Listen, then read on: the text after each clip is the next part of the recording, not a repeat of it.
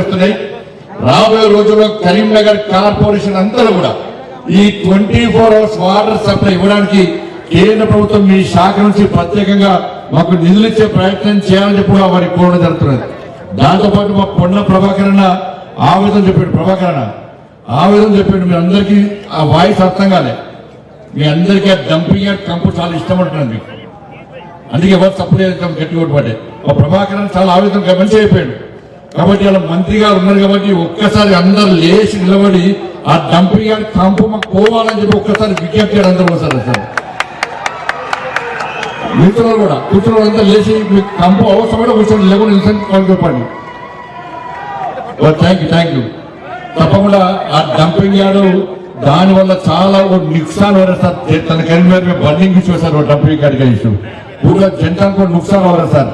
आप कृपया करके वो डंपिंग यार्ड से विमुक्ति करें सर कभी करीमनगर जनता को प्लीज सर. ये इंपॉर्टेंट इशू है सर. ये కాబట్టి డంపింగ్ యార్డ్ విషయంలో తప్పకుండా వారు స్పందిస్తారని చెప్పి వారు ప్రధాన సమస్యలు ఆ డంపింగ్ యార్డ్ సమస్యను వారు పరిష్కరిస్తారని చెప్పి ఒక నమ్మకం విశ్వాసం ఉంది.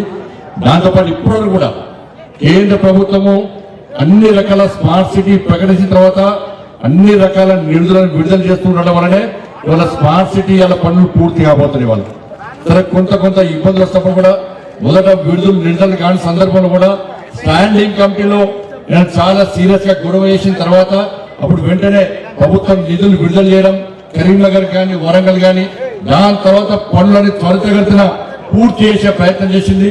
స్మార్ట్ సిటీ మిషన్ యొక్క టర్మ్ అయిపోయినప్పుడు కూడా మనోహర్ లాల్ ఖట్టర్ గారు మంత్రి అయిన తర్వాత స్మార్ట్ సిటీ మిషన్ ఆపే ప్రసక్తి లేదు.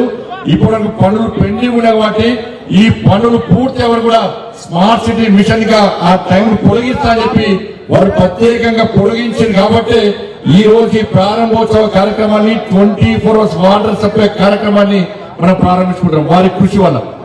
కాబట్టి కరీంనగర్ కార్పొరేషన్ కు అన్ని రకాల అభివృద్ధి కార్యక్రమాలు చేయడానికి సిద్ధమన్నాం. ఎందుకంటే వేములవాడ దేవస్థానాన్ని స్మార్ట్ మన ప్రసాదం స్కీమ్ కింద పెట్టాలని చెప్పి కేంద్ర ప్రభుత్వాన్ని విజ్ఞప్తి చేయడం జరిగింది. అదేవిధంగా కొండగట్టు ఆంజనేయ స్వామి దేవాలయాన్ని కరీంనగర్ ఎల్ఎండిని కూడా టూరిజం రామాయణ సర్క్యూట్ కింద టూరిజం కింద పెట్టాలని చెప్పి కూడా కేంద్ర ప్రభుత్వానికి విజ్ఞప్తి చేసిన తర్వాత సంబంధిత శాఖ మంత్రి సానుకూలంగా స్పందించడం జరిగింది.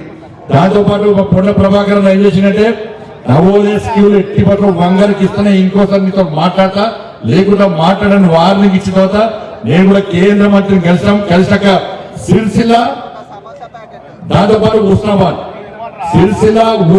రెండు ప్రాంతాలకు కూడా నవోదయ స్కూల్ శాంక్షన్ చేసే ప్రయత్నం ప్రభుత్వం చేస్తున్నది.